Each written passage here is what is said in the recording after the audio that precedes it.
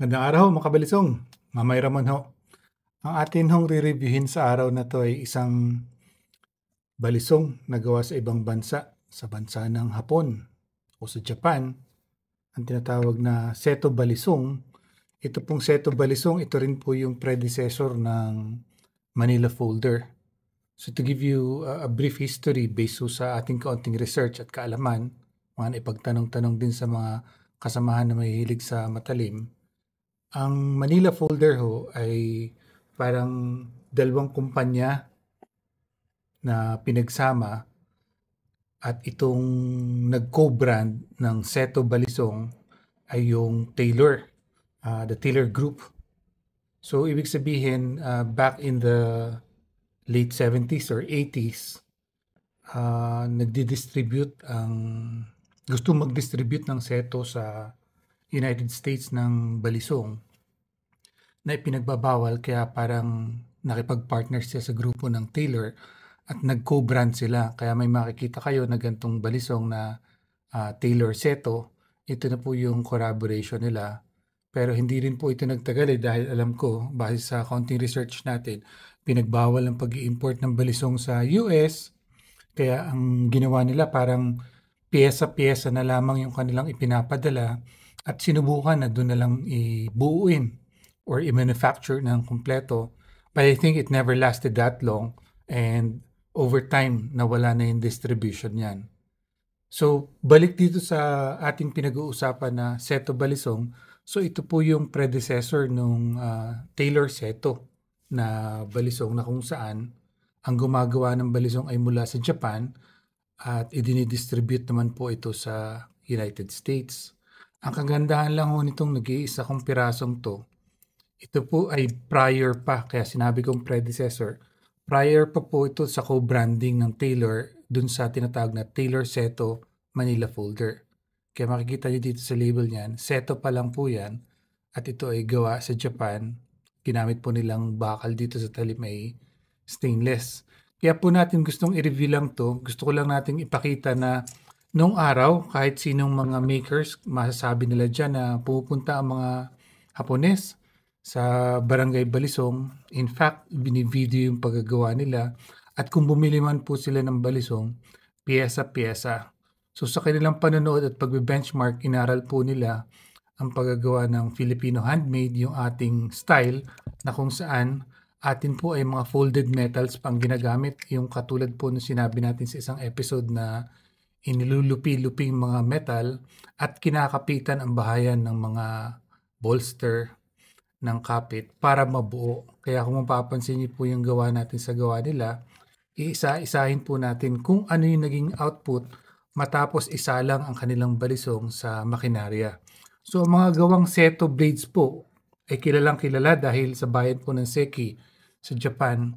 Isa po ito sa kilalang gumagawa ng mga magagaling na kutsilyo, itak, yung tinatawag nating katana.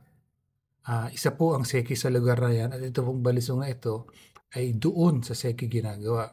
So pag-uusapan lang po natin ano po yung mga naging kaibahan at ano ang mga naging advancement nung sila na po ang gumawa ng ating pong traditional or Filipino handmade na balisong na gawa po sa atin dito sa Taal. So lahat po na pyesa, halos ganyan pa rin po ang makikita nyo sa kanila. Ang pinag-ipa lang po nila dahil makinarya na po ang bumubuo ng balisong na to. Halimbawa po, unahin natin sa bahayan. So parang lumalabas na square brass, brass bar na kung saan inuukita na lang po nila or makina na po ang gumagawa ng ukit na ito kumpara sa atin na inilulupi pa po natin yung ating bahayan.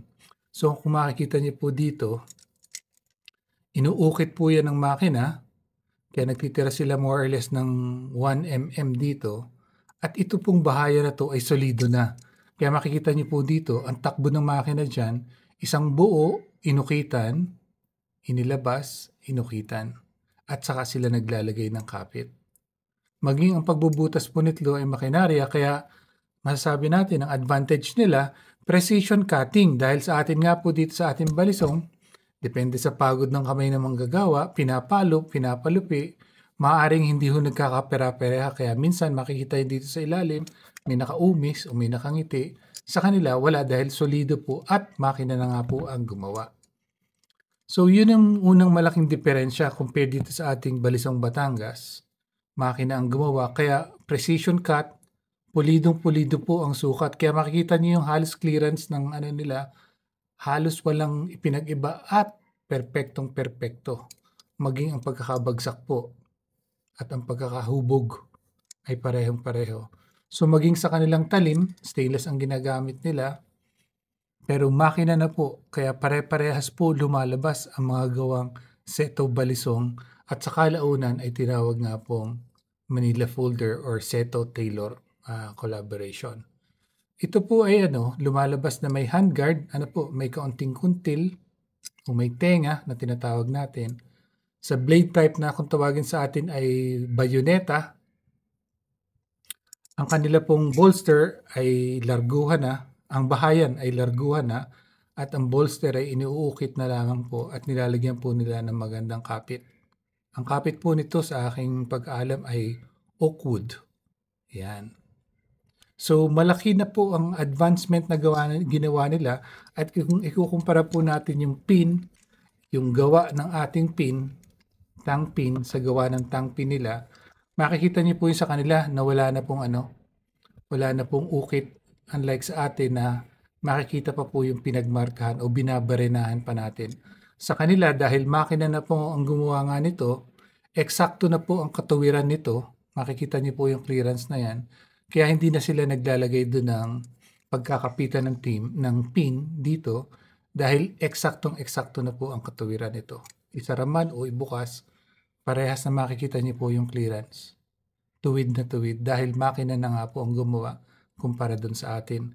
Kaya hindi na po nila kailangan ng lagyan ng lock na siyang yayapos doon sa pin na yon dahil diretso na po itong makukuha. Ayan. So, ang thickness po ng blade nila ay parang doon sa traditional na mga balisong natin noong araw, mga 3mm ito sa tanda ko eh. Yung mga matatandang balisong noong araw, 3mm. Naglakihan na lang naman yan after the 90s, nagtabaan na at bumaldog na yung katawan. So, ganyan po kalinis ang gawa nila at ang kanila pong pin na ginamit, kung mapapansin nyo, halos hindi kita, ay brass din po. Ngayon, in terms of durability, brass versus yung mga stainless or ibang metal na ginagamit sa atin, kung ipang sasaksak po ito sa mas matigas na bagay, bagamat malaki po ang kanilang ginagamit na pin, hamak na may mas itatagal po ang mga stainless o alloy na ginagamit natin sa atin. So, matagal-tagal na po ito sa akin eh. Ngayon ko lang po nabigyan ng panahon para ma-review dahil gusto ko lang mapakita sa inyo yung predecessor nung tinatawag na Manila Folder. So at that time, in the 80s, late 70s to 80s, ito po yung market ng Japan. Most of the time, makakita po kayo ng Manila Seto kahit po sa pag nag-Google search po kayo, may makikita po kayo ditong serration ng blade. Kalimitan po dahil ginagawa nila ito, fishing knife ang tawag nila. So pangkaliskis po yung nakikita natin dito, yung mga labas na ngayon na pure stainless, pangkaliskis ng isda. Pero sa mga unang gawa po at pag nag-search kayo, makikita niyo po yung Manila Folder at pagka minsan may makikita pa rin po kayo na Seto. So bihirang-bihira na po ngayon na makakita ng Seto Balisong dahil they stopped production of this, I think in the late 80s to 90s, parang ganon. Nawala na po ang production nito. But they're still manufacturing, pero hindi na po itong gantong klase. Yung mga purong stainless na po ang nakikita ko ngayon sa internet. But I can be wrong. I cannot be certain about it. So ito po ay may false edge na lamang kumpara sa iba na binubuhay natin ang talim ng bayoneta. Ito po ay naka-false edge. 3mm, may tenga at may dekorasyon po ang kanyang mga bolster. So, if we're to compare 24 to 24, yung atin at kanila, halos mas manipis po yung kanila sa 24 natin, sa gawa natin. Pero halos iyong-iyon din po. Ang pinag-iba na nga lang sa atin, ang pangapit natin ay dinidikit pa rin natin sa bahayan at maging ang ating mga bolsters, unlike dito na kitang-kita natin, nakaukit na po. Yan.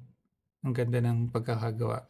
So, ang point ko lang dito at that time, dati bini-video-video lang nila yung mga makers natin, eh.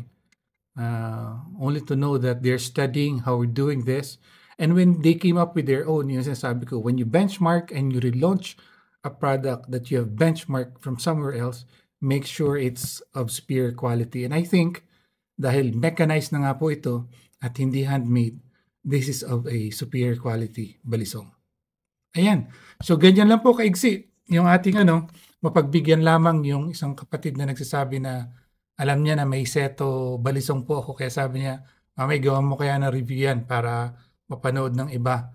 May kumpara doon sa mga nabibili lang yun ng mga Manila folder. So, ito na po yung short video natin. Sana po inyo naibigan. Maraming salamat po.